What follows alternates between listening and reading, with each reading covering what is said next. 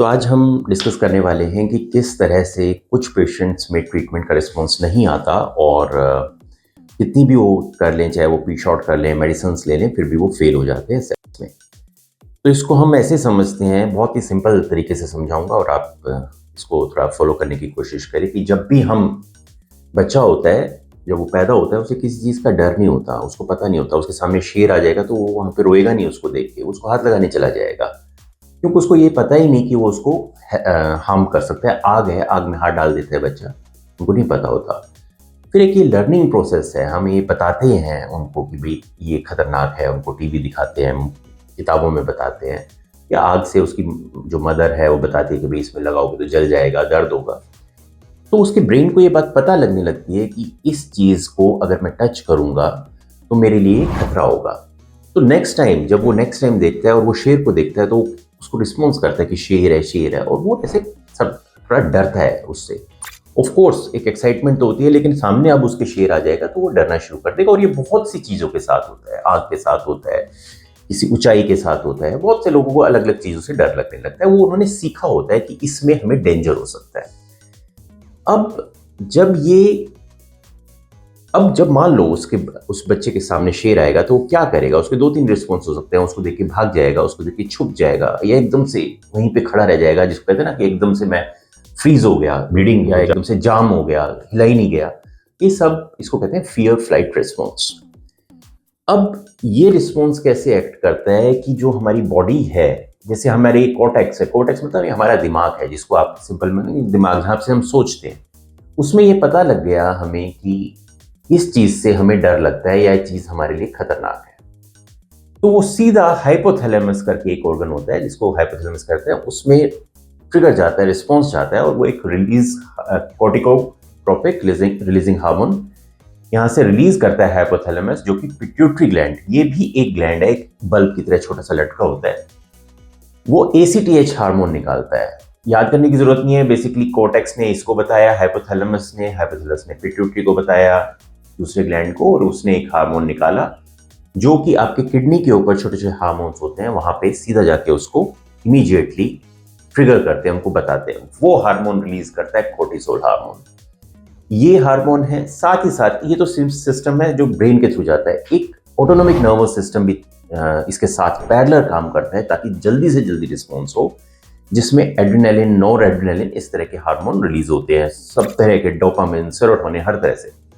तो उस वक्त जो इसका रिस्पॉन्स आता है, वो आदमी का ये रिस्पॉन्स होता है कि इस सिचुएशन से बचना है। तो क्या होगा? उसके सारे मसल्स टेंस हो जाएंगे। जैसे आपका भी लड़ाई हो जाती है तो आपके मसल्स टेंस हो जाते हैं, आप कांपने लग जाते हो, क्योंकि बहुत ज्यादा मसल टेंस है, वो रिलीज नहीं हो रही उनकी टेंशन, तो कांपने लग जाते हैं, पसीना आने लग जाता है, आपको कुछ खाने का मन नहीं करता, आपकी डाइजेशन स्लो हो जाती है, लीवर एंजाइम्स कम हो जाते हैं बनना, जो आपका गला है वो सूख जाता है।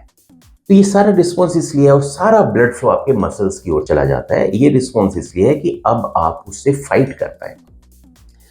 अब यही रिस्पॉन्स बहुत से लोग जाने न अनजाने वीडियो देख के, अपने दोस्तों से बात करके, या उनका जो पेनफुल एक्सपीरियंस है जब सेक्स करने जाते हैं, तो उनका दिमाग उनको ये बताने लगता है कि जो सेक्स है ये बड़ी खतरनाक चीज है, इससे बचना चाहिए। तो जब वो सेक्स करने जाते हैं, ये एक्सेस, ये जो पूरा रोटेशन है, ये इनका एक्टिवेट हो जाता है।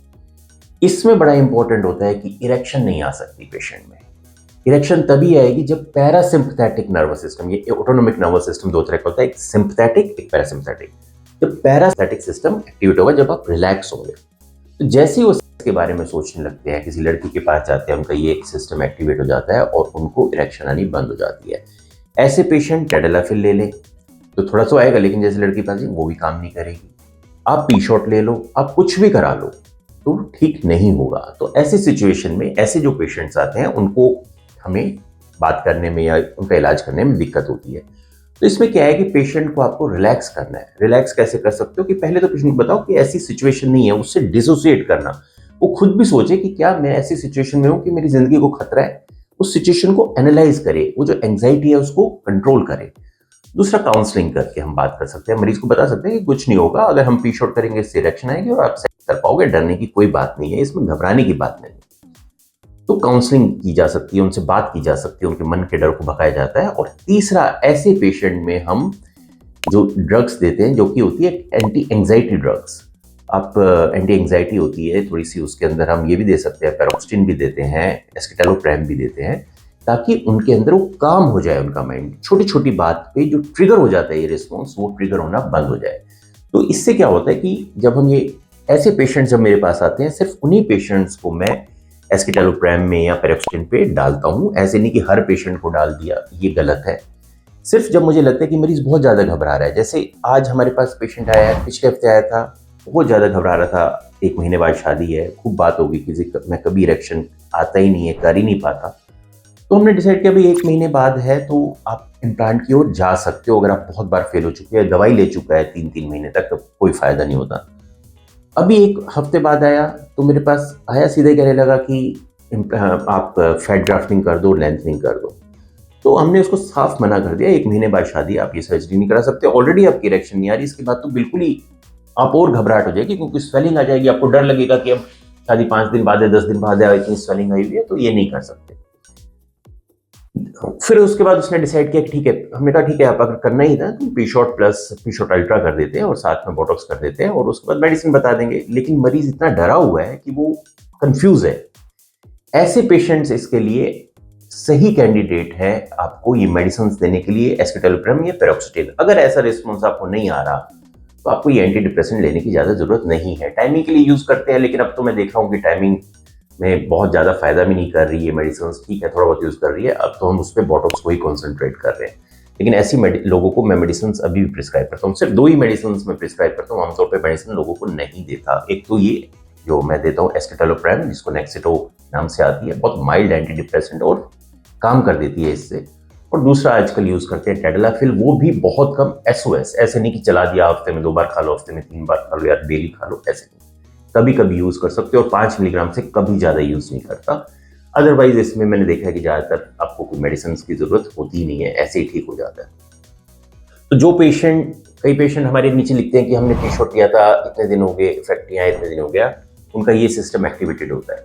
तो उसमें घबराने की बात नहीं है, और वो इस तरह से भी एक्टिवेट हो जाता है कि मरीज कहता है कि आज मैं लेके गया, 10 दिन हो गए इरेक्शन नहीं आई, 15 दिन हो गए, तो मैं मरीज को, मरीज पूछते हैं कि कितने दिन में इरेक्शन आएगी, उसका सिंपल आंसर है 2 हफ्ते तक ज़्यादातर की आ जाती है।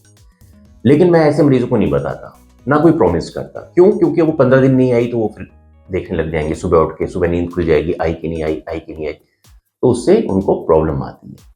तो अगर आप रिलैक्स हो जाओगे तो आपको 100% इरेक्शन आ जाएगी। हेल्दी मरीज की बात कर रहा हूँ मैं, ऐसे नहीं कि जिनकी बहुत ज़्यादा डायबिटीज़ है, बहुत ओल्ड है, नॉर्मल जो यंग पेशेंट्स होते हैं।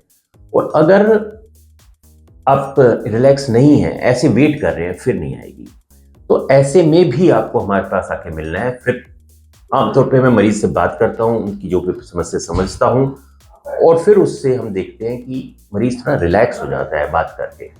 फिर हम देखते हैं कि भाई ठीक है, इसको मेडिसिन की ज़रूरत है कि पी-शॉट की तरह से। तो ये एक रीज़न है जिस कारण से ज़्यादातर लोगों में ये प्रॉब्लम होती है। जो जिस पेशेंट से आज हम जूझ रहे हैं उनके साथ सेम प्रॉब्लम है। 3 महीने तक मैंने बताया आयुर्वेदिक मेडिसिन ली, थोड़ी सी इरेक्शन आई, फिर उन्होंने सोचा शादी कर लेता हूँ, शादी के लिए हाँ कर दी, फिर इरेक्शन, आयुर्वेदिक मेडिसिन बंद कर दी। वो था क्या, वायग्रा थी, इरेक्शन आनी बिल्कुल बंद होगी। अब वो सोच रहे हैं क्या करेंगे, तो ठीक है हम उनको गाइड करेंगे या तो पी-शॉट प्लस की ओर या इम्प्लांट की ओर, लेकिन ऑब्वियसली ऐसे पेशेंट्स के लिए लेंथनिंग और फैट ग्राफ्टिंग नहीं है। होपफुली आपको ये समझ में आया होगा। इसके रिलेटेड कोई भी क्वेश्चन तो मैं बात करें। Thank you.